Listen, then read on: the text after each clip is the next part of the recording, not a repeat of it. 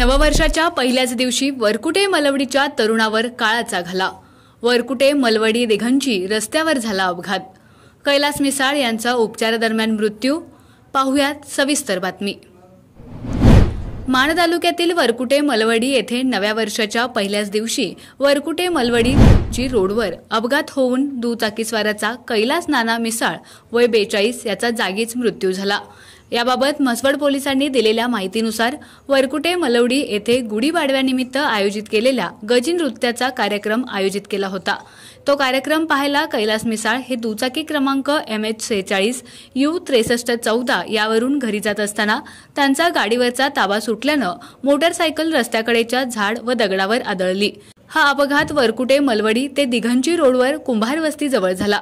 डोक्याला मार लागल्यानं उपचारापूर्वीच त्यांचं निधन झालं। या निधनाबद्दल गावात हळहळ व्यक्त केली जाते। याबाबत अधिक तपास म्हसवड पोलीस स्टेशनचे सहाय्यक पोलीस निरीक्षक सखाराम बिराजदार यांच्या मार्गदर्शनाखाली पोलीस उपनिरीक्षक रवींद्र डोईफुडे करत आहेत। आपला आवाज न्यूज नेटवर्कसाठी एकनाथ वाघमोडे, दहिवडी।